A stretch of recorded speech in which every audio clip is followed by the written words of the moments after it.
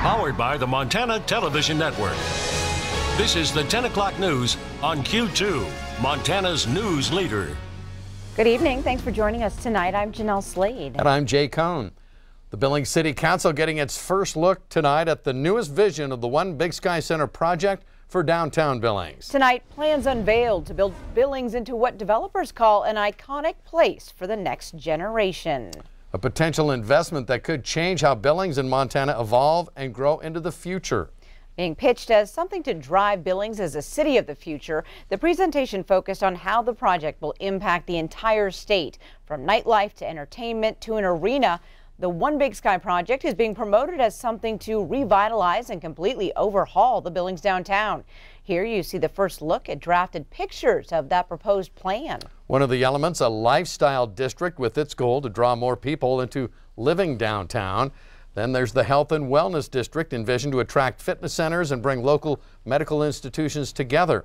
Developers point to this as a growing trend nationwide. And finally, another district, education, which would bring higher education to a higher level in Billings.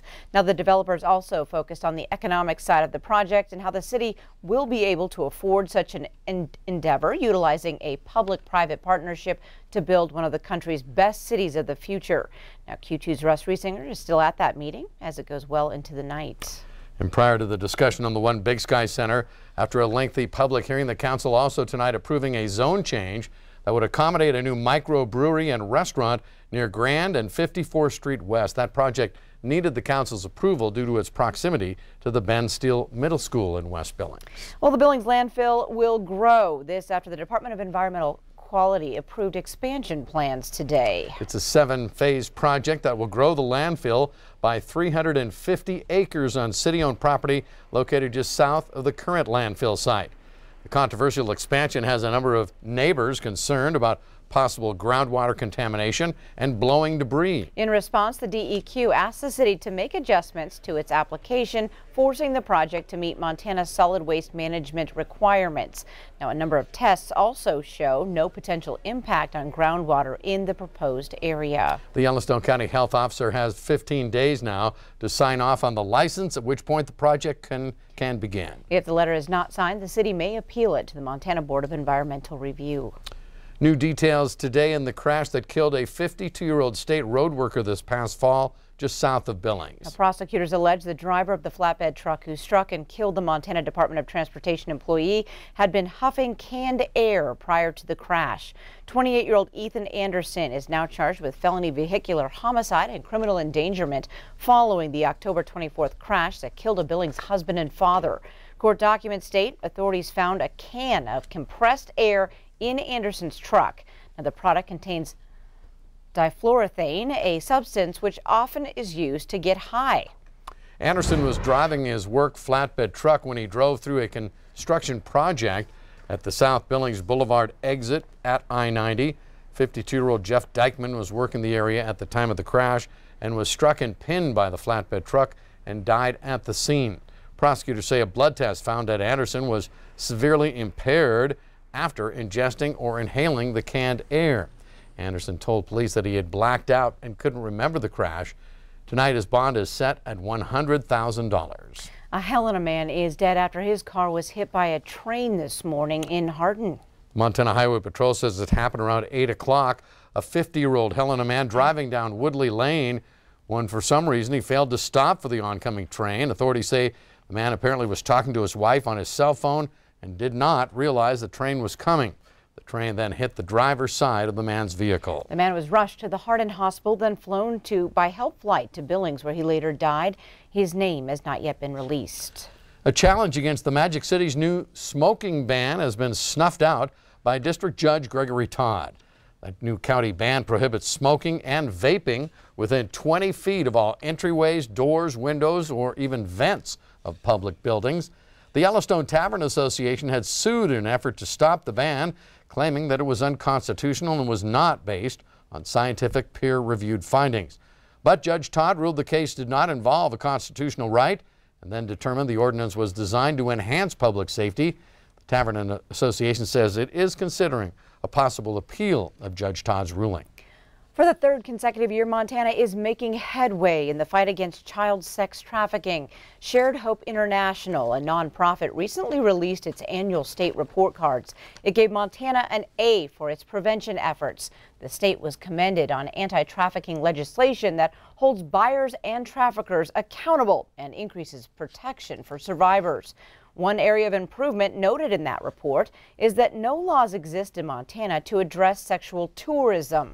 Montana Attorney General Tim Fox says, thankfully, we live in a state with a relatively small amount of crime compared to others, but even one trafficking case is too many.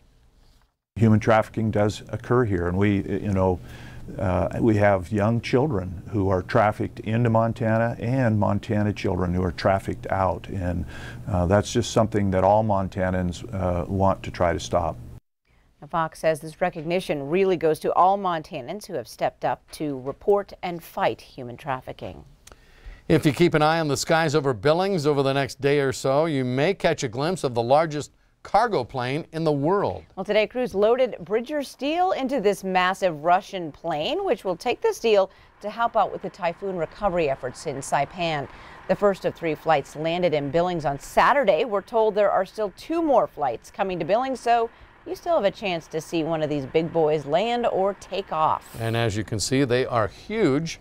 Airport officials tell us lots of questions from the public about the massive plane and why it's landing in Billings. I mean, it's something that you don't see very often. People have called here from other states, seen it on flight plans, wanting to know why it's here. And so there's a bunch of metal going to build shelters, some cable for structure recertification, some computers, hygiene material. And McCarthy says he has seen the same caliber of plane in Billings one other time about 8 years ago. He said at that time the plane was also here helping to haul relief aid overseas. Well, turning to weather, Bob, although it's not a current concern here in Billings, once the snow does start falling, the flakes can really add up. You remember last year we had all that snow up on the roof of your house, and I wondered how much that stuff weighs. We've got a way of showing it to you. Let me show you. Got a graphic here, and here's what happened. Snow away. Yeah, that's our story of the graphic. Basically, there's 3 kinds of snow we get on the roof: the fluffy snow, the normal stuff, and the wet stuff. So here's how much they kind of weigh. We have a 5-to-1 ratio for the wet snow. 1 inch of precipitation would make 5 inches of snow, where the fluffy stuff, 1 inch would make 15 inches of snow. Now, the 15 inches of snow could weigh as much as 4 pounds per square foot. The heavy stuff could weigh like 12, almost 13 pounds per square foot. Or here's another way of looking at it. If you got 12 inches of snow on a 1,500 square foot roof, it'd feel like maybe on the fluffy stuff as much as a pickup truck. How about the normal stuff? That'd be a pickup truck and a car. Or the wet stuff, that'd be like 3 pickup trucks put on another 12 inches, and it would look like 2 trucks for the fluffy stuff, 3 for the normal stuff, and 6 for the wet snow. So there you go. It's back to you. Thanks, Bob. That's interesting. Yeah. Thanks, Bob. The deadline to avoid a government shutdown is now just a few days away. Yet the president and congressional Democrats are doubling down on opposite sides of the demand for a $5 billion border wall. Nicole Killian is on Capitol Hill with the latest.